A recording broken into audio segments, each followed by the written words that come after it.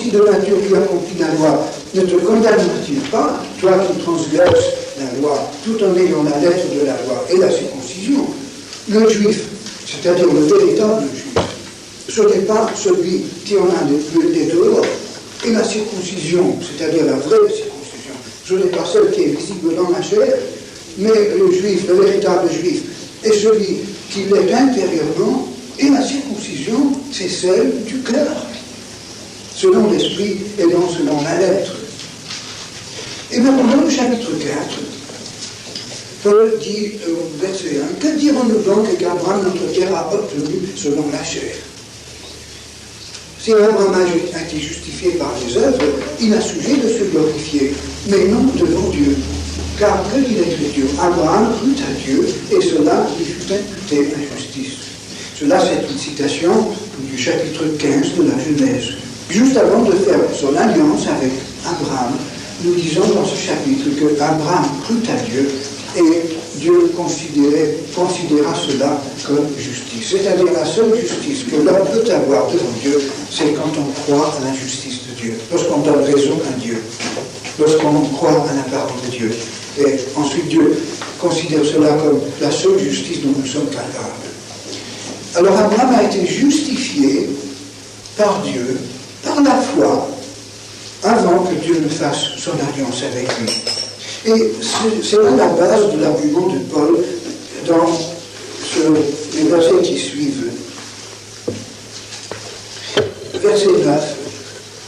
Ce bonheur n'est-il que pour les circoncis ou est-il également pour les incirconcis? Car nous disons que la foi fut imputée à justice à Abraham. Comment donc lui fut-elle imputée? Était-ce après ou avant sa circoncision? Il n'était pas encore circoncis. Genèse chapitre 15. Il était incirconcis lorsque Dieu le justifia et lorsque Dieu fit avec lui son alliance. Verset 11. Et il reçut, donc plusieurs années après, Genèse chapitre 17, il reçut le signe de la circoncision comme sceau de la justice qu'il avait obtenue par la foi quand il était incirconcis. Donc, la circoncision d'Abraham, parce que Dieu l'a obligé de faire enlever de son corps ce petit bout de chair non hygiénique pour améliorer sa santé, n'est-ce pas? C'était, Dieu l'appelle la signature de la justice qu'il avait déjà obtenue. Alors tous les jours de sa vie, après cela, Abraham a été obligé de se rappeler tous les jours de sa vie, puisqu'il ne pouvait pas se débarrasser de cette chose que Dieu avait faite dans son corps, il devait se rappeler tous les jours de sa vie du fait que Dieu avait signé avec lui un contrat parce qu'il était justifié avant ce contrat. Dieu l'a fait sortir cette nuit dans Genèse chapitre 15, si vous voulez, tout à l'heure vous donnez la peine de lire ce chapitre. Dieu l'a fait sortir de sa tente la nuit. Je pense que sa femme Sarah dormait toujours. Abraham s'est réveillé, il priait, Seigneur, quand est-ce que tu vas accomplir ta promesse? Quand est-ce que ça va venir? Les années passent, et Dieu a dit, lève-toi, sors. Alors sous la belle étoile, là tout seul, dans la nuit, en regardant les étoiles, Dieu a parlé dans son cœur, il lui a dit, tu peux compter ces étoiles? Eh bien, ta postérité sera encore plus nombreuse que les étoiles. Tu peux compter la poussière autour de toi. Eh bien, ta postérité sera plus nombreuse que la poussière autour de toi. Et nous lisons dans ce verset, Abraham crut à Dieu. Il crut. Avant, il avait des doutes, sans doute. Maintenant, lorsque Dieu s'est révélé à lui pour la quatrième fois, maintenant, sa croyance est devenue la véritable foi. Il a saisi. Il n'a plus douté. Comme dit l'Épître aux Hébreux, et comme dit Paul lui-même dans ce chapitre 4 des Romains, il n'a plus hésité, il n'a plus regardé en arrière, il a foncé tout droit, il a compté sur la promesse de Dieu. Et Dieu lui a dit, cela, mon vieux, c'est la seule justice dont tu es capable. Tu te fies à ma justice. Tu crois que je suis juste, j'ai dit que je l'ai fait avec toi, je t'ai fait cette promesse et je vais tenir ma promesse. Alors mon vieux, maintenant que tu crois à ma parole, je fais avec toi un contrat. Et Abraham a dû tuer quelques animaux, il a dû verser du sang, c'était un peu la signature de l'alliance en quelque sorte, ça symbolisait la signature, la mort de Christ, le sang de Christ qui devait venir, n'est-ce pas? Et sur la base de ce sang versé, Dieu a fait une alliance avec Abraham. Et il lui a donné une prophétie et une promesse. Et c'était quelques années après que Dieu a dit, bon, alors pour que tu n'oublies jamais cette alliance, ce contrat, eh bien, tu te fais circoncire et tu fais circoncire tous tes enfants, jusqu'à toujours. Alors la circoncision n'est que, en quelque sorte, la signature de la justice qu'on a déjà acquis. Voilà ce qu'Abraham nous enseigne, et voilà ce que Paul nous enseigne dans Romains chapitre 4. Et maintenant, si vous passez à 2 Corinthiens, chapitre 1er, la deuxième épître de Paul aux Corinthiens, chapitre 1er, versets 21 et 22, voilà que l'apôtre Paul reprend ce symbolisme pour nous apprendre, pour nous dire quelque chose de formidable. Après avoir parlé des promesses de Dieu dans les versets précédents, verset 19 par exemple, dans les versets 18, 19, 20, on dit « Aussi vrai que Dieu est fidèle, la parole que nous vous avons adressée n'a pas été oui et non. Le Fils de Dieu, qui a été prêché au milieu de vous, n'a pas été oui et non. Mais c'est oui qui a été en lui. Et car pour ce qui concerne toutes les promesses de Dieu, c'est en lui qu'est le oui. C'est pourquoi encore l'amen. Amen, c'est un oui terriblement fort en langue hébreu. C'est encore l'amen par lui qui est prononcé par lui à la part de Dieu. Verset 21 et 22. Celui qui nous a permis, donc qui met sa signature sur sa promesse, avec vous en Christ, et qui nous a oint, c'est-à-dire qui nous a donné son esprit, c'est Dieu, lequel nous a aussi marqué d'un sceau ou d'une signature et a mis dans nos cœurs les arts de l'esprit. Donc le jour où Dieu a fait avec chacun de nous personnellement la nouvelle alliance en le sang de Christ, Dieu nous a marqué d'un sceau et il nous a donné les arts de l'esprit. Dieu nous a donné son esprit dans notre cœur. Ça, c'est la garantie que finalement notre corps va ressusciter. Paul le dit plusieurs fois, le Saint-Esprit, ce sont les arts. La nouvelle naissance, ce sont les arts. Le fait que je suis né d'une veuve, que j'ai l'Esprit de Dieu maintenant qui vit en moi, c'est la garantie, c'est la signature de Dieu qui va ressusciter mon corps. Enfin, finalement. Nous avons déjà les arts. Et le reste, Dieu est engagé de son côté de nous le donner. Il ne peut pas faire autrement. Si par exemple, vous vous engagez à acheter une montre et vous déposez les arts, vous êtes tenu à payer le reste. Vous êtes tenu, n'est-ce pas? Alors Dieu a déjà versé les arts. Il est tenu de verser le reste. Et au retour de Christ, ce sera versé. Notre corps va bénéficier de la promesse que Dieu a faite à Abraham, la promesse qu'il a réalisée en Jésus-Christ. Et maintenant, dans Éphésiens, chapitre 1er, et versets 13 et 14, Paul reprend la même image, et il nous dit ceci, à Éphésiens 1, verset 13, en lui, donc en Christ, vous aussi, après avoir entendu la parole de la vérité, l'évangile de votre salut, en lui vous avez cru et vous avez été scellés du Saint-Esprit qui avait été promis, lequel est un gage pour les arts, la garantie de notre héritage pour la rédemption de ceux que Dieu s'est acquis. À la louange de sa gloire. Donc, en Christ, nous avons cru et nous avons été scellés par le Saint-Esprit, qui est le gage de notre héritage. Donc, le Saint-Esprit donné dans notre cœur, c'est la signature de Dieu. Je crois qu'il faudrait traduire le sceau par signature. Aujourd'hui, on n'emploie plus des sceaux dans des contrats, comme on faisait autrefois, on emploie des signatures. Alors, lorsque Dieu parle dans la Bible d'un sceau, ou du signe de l'alliance, nous le traduirions aujourd'hui par le mot signature. Donc l'arc-en-ciel, c'est la signature de Dieu dans le nuage qui nous rappelle le retour de Christ, l'avènement de Christ dans la nuée. Et qu'au travers de ce nuage qui apparemment aujourd'hui brouille notre vision de Dieu, nous pouvons déjà voir éclater la gloire de Dieu en Christ. Et comme pour Abraham, la signature de Dieu a été finalement mise dans sa propre chair. Il devait porter la cicatrice de cette opération pénible dans sa propre chair pendant toute sa vie, pour se rappeler tous les jours de ce qu'il appartenait maintenant à Dieu, de ce que Dieu avait signé avec lui. Et bien, de même, maintenant, par la nouvelle alliance, Dieu met sa signature dans notre cœur. Et Paul nous parle dans Colossiens, chapitre 2, verset 11, de cette circoncision spirituelle.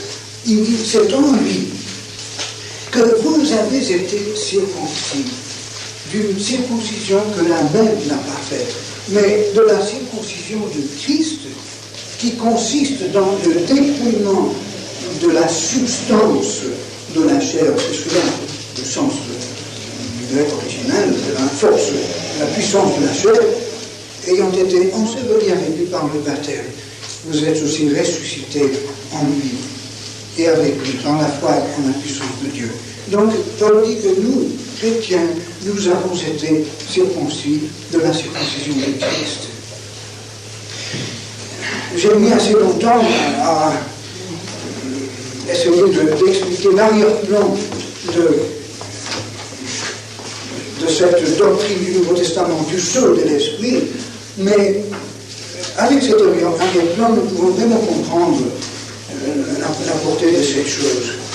Vous savez, on trouve quelquefois des chrétiens, il me semble de véritables chrétiens, qui enseignent qu'on peut perdre son salut. Je crois que ceux qui parlent de cette façon se basent simplement sur quelques passages isolés du Nouveau Testament, sans tenir compte de tout son contenu. Personnellement, je ne crois pas à la perte du salut. Je ne crois pas que je sois sauvé initialement par la grâce de Dieu et ensuite par...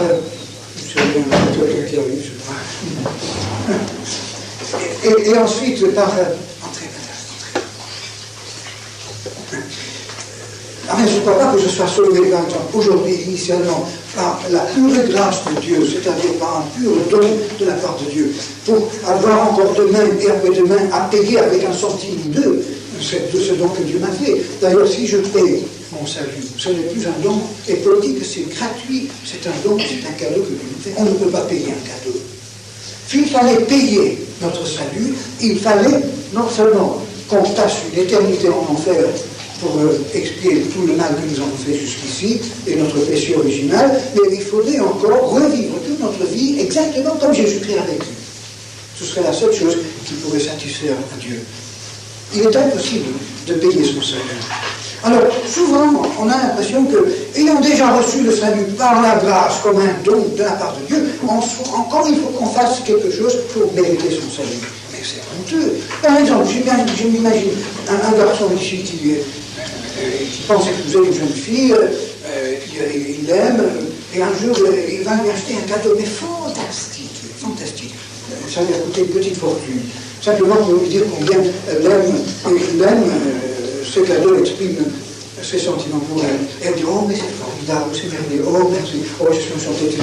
Et puis le lendemain, elle dit, mais tu sais, je ne suis pas très riche, mais j'ai 1,50 franc, et voilà, je te le donne, je sais que ça n'équivaut pas à la valeur du cadeau, mais voilà, comme ça, il me dégage un petit peu, je me sens un peu vieux.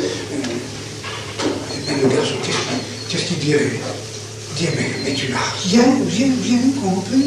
Tu ne sais pas que je t'aime. Ce cadeau, c'est simplement l'expression de mon amour. Tu ne peux pas payer mon amour. Tu crois qu'avec 1,50 franc, tu vas acheter mon amour? Mais ma petite, je crois qu'il faudrait que tu trouves un autre garçon pour s'intéresser à toi. Non, on ne peut pas, n'est-ce pas? On ne peut pas se baser sur des fondements semblables. On ne peut pas marchander avec l'amour. Alors Dieu nous dit, sur la croix de Christ, j'ai tout dit. J'ai tout donné, même mon sang, ma vie. C'est un cadeau. Alors, ou bien tu l'acceptes comme un cadeau, ou bien tu ne l'as pas, l'un ou l'autre. Et c'est lorsque nous comprenons l'amour de Dieu et nous prenons son pardon par la foi comme un cadeau absolu que nous sommes sauvés.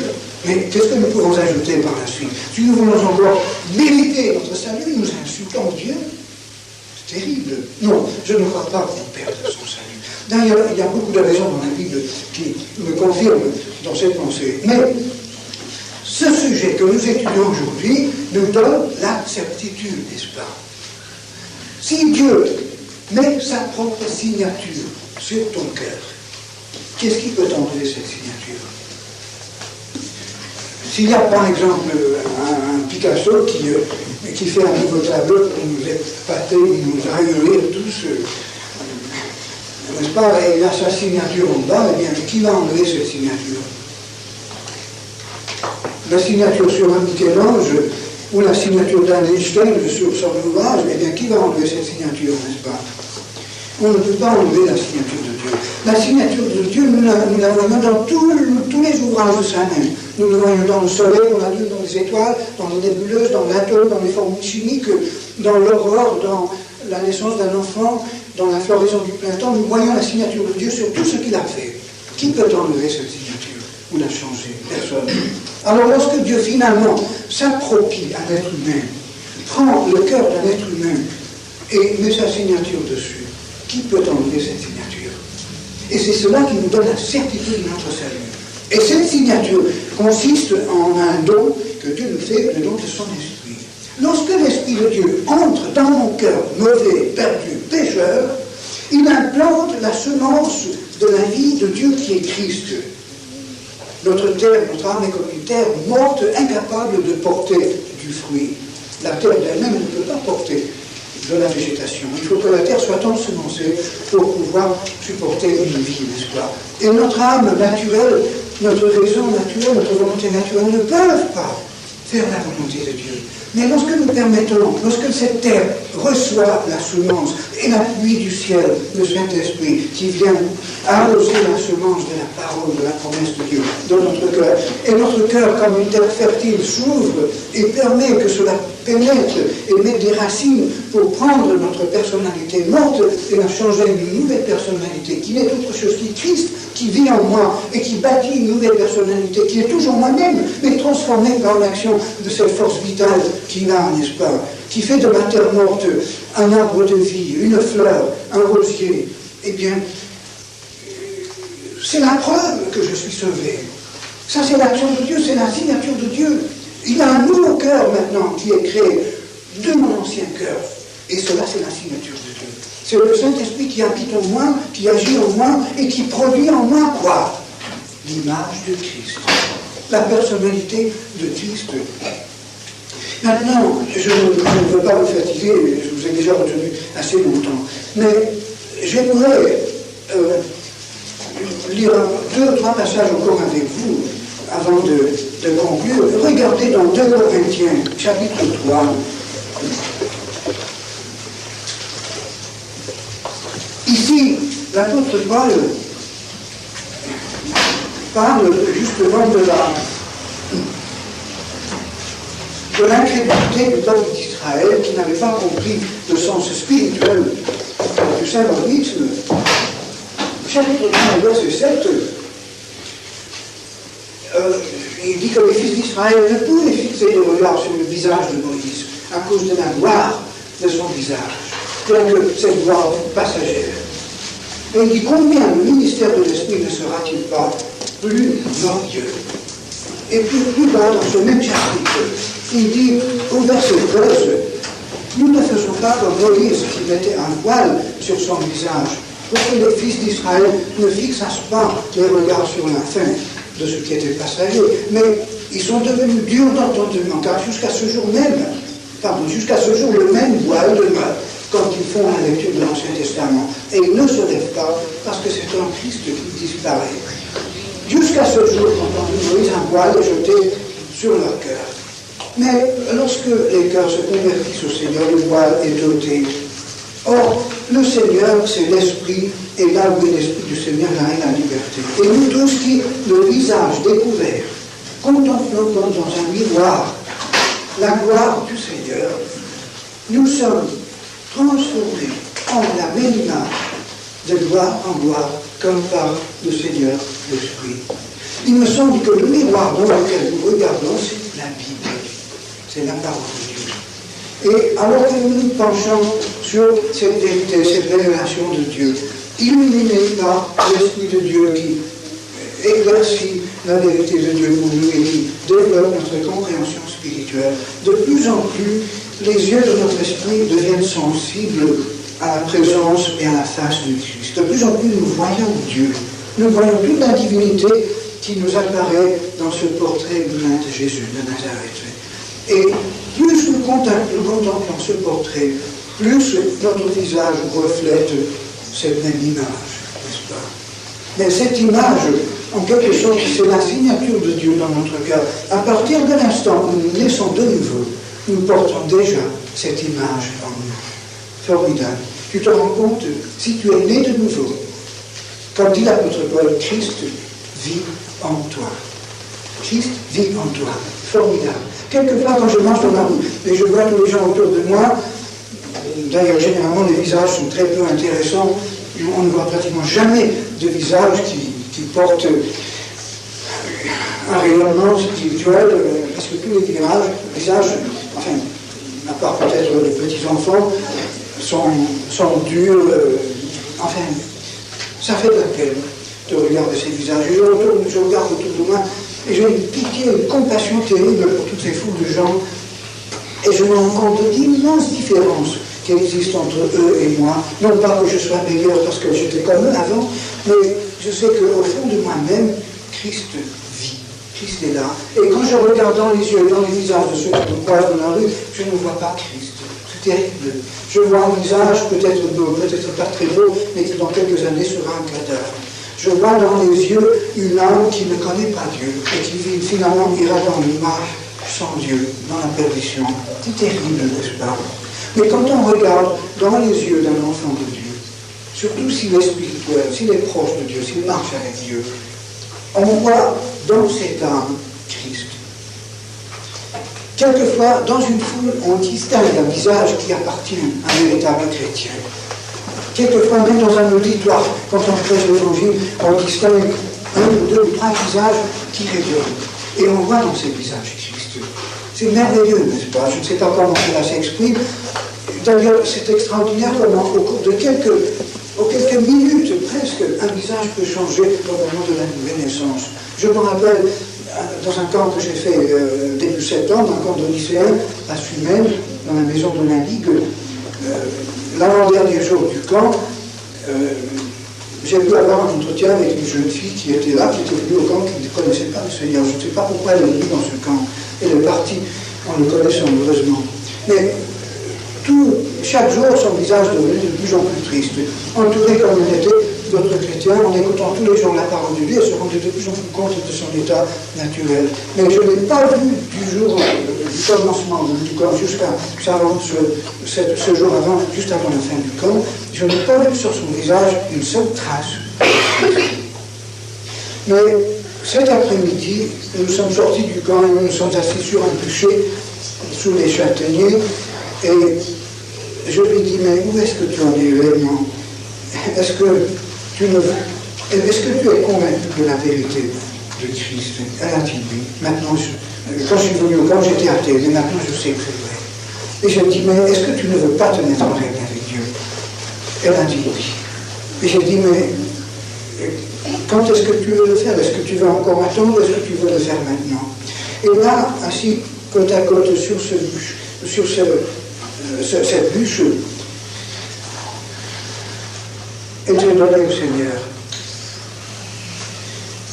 Au bout de très peu de temps, même sa prière a complètement changé. Elle a commencé à remercier Dieu. Je savais que quelque chose s'était passé dans son cœur. Et lorsque nous nous sommes levés après, on avait passé, je ne sais pas si c'était 20 minutes ou une demi-heure ensemble, on a assis sur cette bûche. Je l'ai regardée dans les yeux. Elle était transformée. J'ai vu dans ses yeux une âme qui maintenant connaissait Dieu. Quelle différence! En quelques minutes, toute l'expression changeait, transformée. J'ai vu l'image de Christ. J'ai vu la signature de Dieu. Et ce qui est formidable, c'est que cette signature de Dieu qui est dans notre cœur finit par se manifester même sur notre visage et dans toute notre vie extérieure. Et avant de terminer, je voudrais voir encore un ou deux passages avec vous.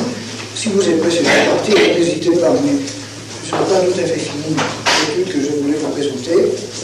Dans le livre d'Ézéchiel, au chapitre 9, le prophète Ézéchiel a une vision.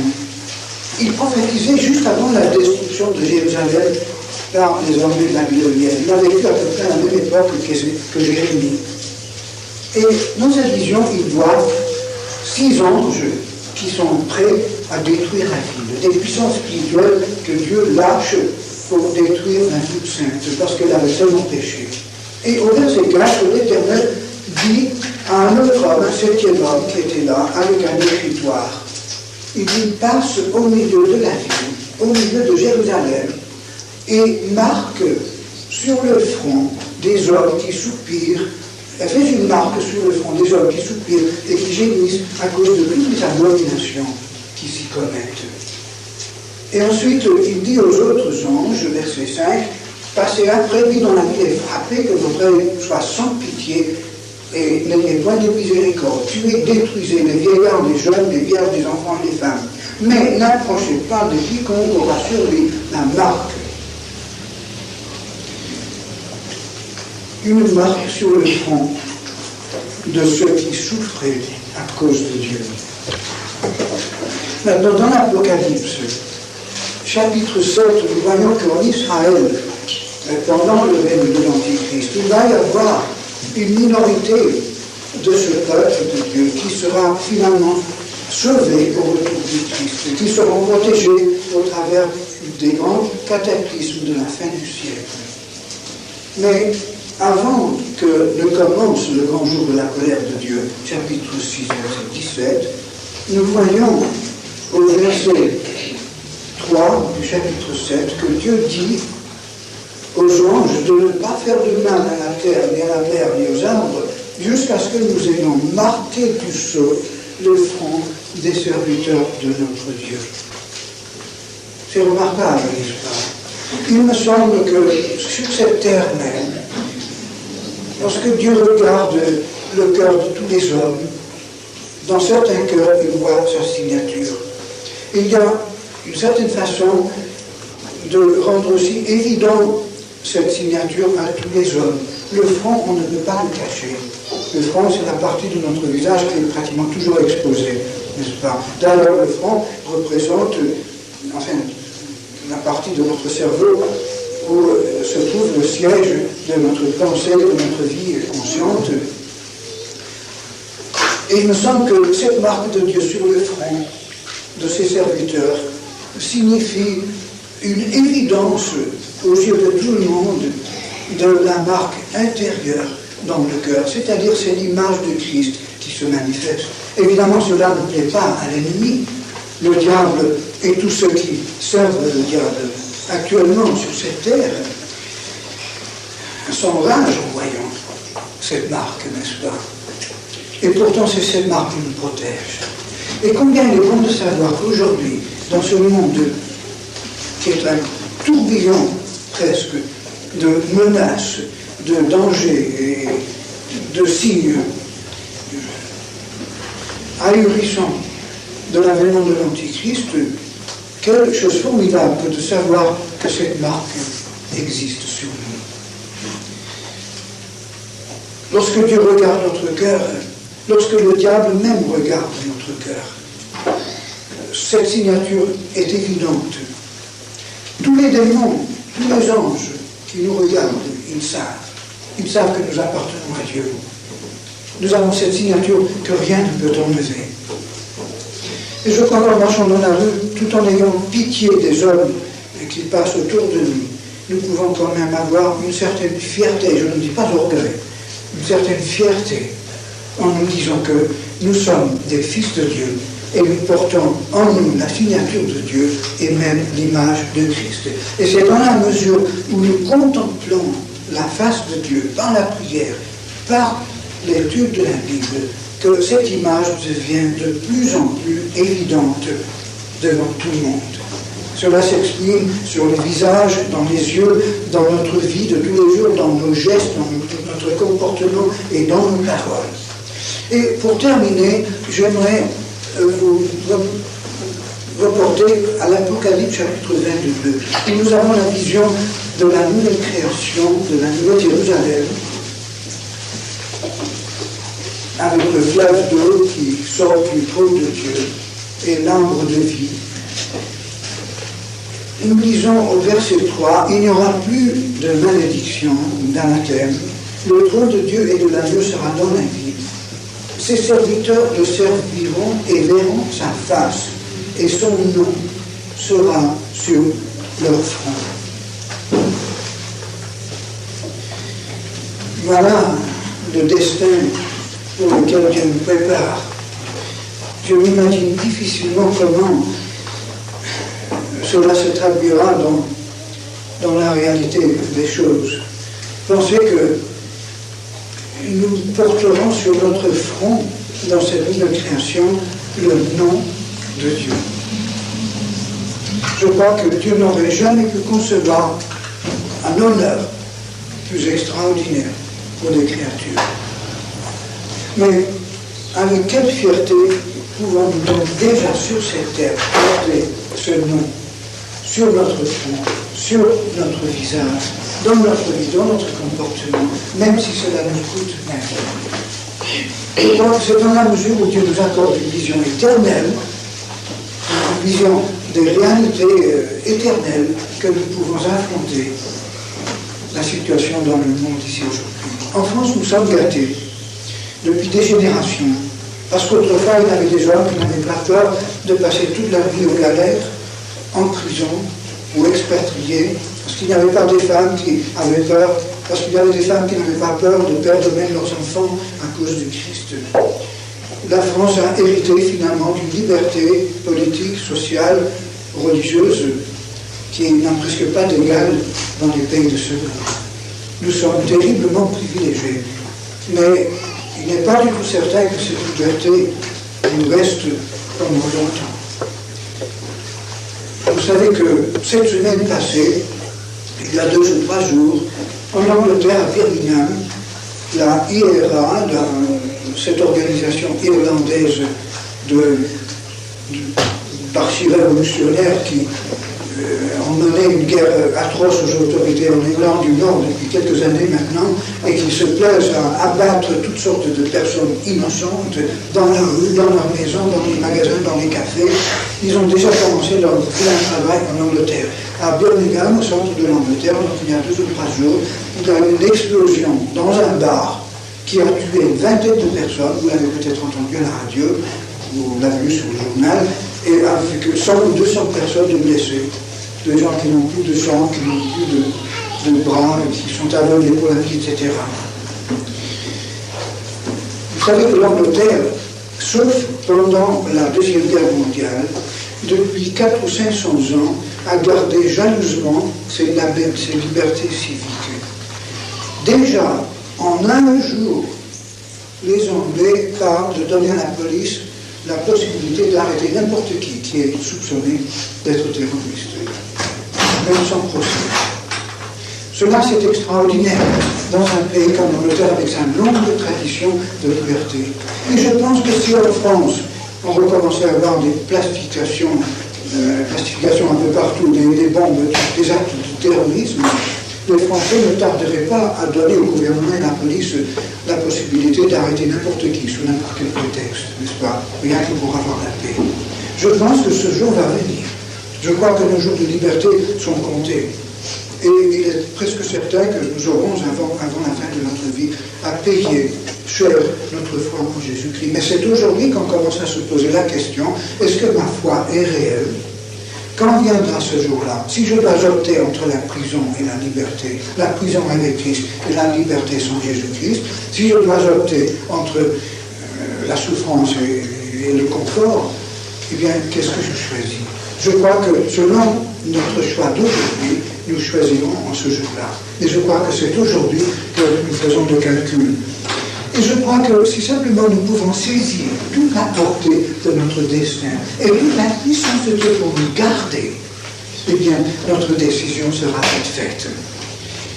Rappelez-vous que même la petite minorité d'Israël qui sera sauvée au travers du règne de l'Antichrist sera marquée sur le front du sceau de Dieu avant le commencement des catastrophes.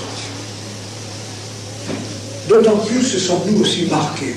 Et advienne que pourra, Dieu nous gardera.